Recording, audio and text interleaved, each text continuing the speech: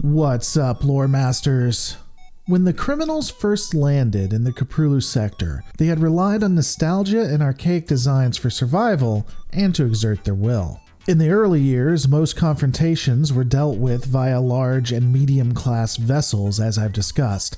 However, the use of smaller starfighters had always been a necessity. For the Terrans, the first starfighter ever available was the Avenger class. Unfortunately, this fighter lacked significant firepower and strategic value, often only utilized in local defense. Widespread use of starfighters didn't become common until the early designs of the Wraiths in the 2480s. Archaic by future standards, this new fighter was a game changer. The ability to leave and enter into atmosphere, the Wraith was highly maneuverable and capable of supersonic speeds. The ship was only piloted by the best of the best. Most wouldn't be able to certify to utilize it. The vessels were installed with stealth technology that was powered by their Apollo reactors. Early versions of the fighter were given the name Phantom Killer because of this cloaking ability that allowed them to kill and never be detected. In 2485, the first prototypes of the Wraith came into service to assist in the Guild Wars. These vessels largely utilized lasers and would be integral in helping sustain Confederate dominance. The Wraith continued to command the skies into the early 2500s, providing air superiority.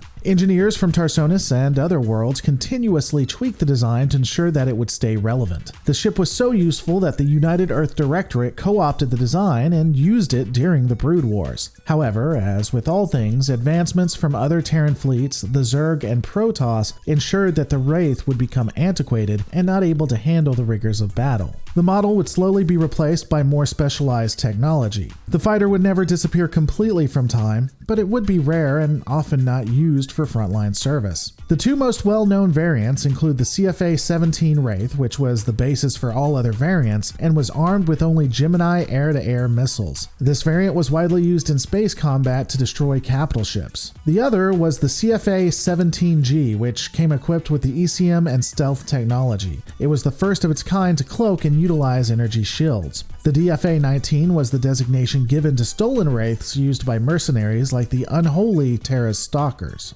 More powerful versions, known as Asteria Wraiths, were fielded in the End War by the Terran Dominion under Matt Horner.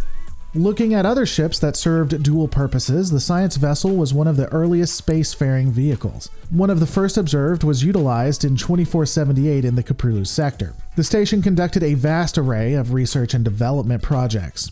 They would be able to study phenomena as well as various alien species. The Confederacy largely utilized science vessels for surveillance and defense projects. Among the various abilities the station could create, it included a defensive matrix, firing short-range EMP warheads, and utilizing radioactive particles to destroy nearby enemies. There would also be labs and technology to assist in healing and assisting ghost operatives. The scant independent science vessels that existed were requisitioned and used extensively after first contact with the Protoss and Zerg devolved into all-out war for the Confederacy and other Terran empires. As time went on, the station was replaced widely for the Raven-class vessel, a more agile science ship conceived and created by the Terran Dominion armed forces. Moving on, the Terran cargo ship was, wait for it, a cargo ship. It was a vessel that collected cargo. It wouldn't see wide use by independent organizations until into the 2500s, but was utilized during the Guild Wars and often by large governments like the Confederacy and the Dominion.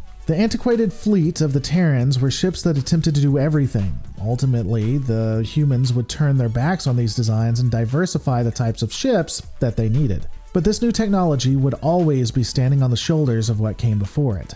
Stay tuned as we look at the vessels of the Brood War on the next Lore Reloaded.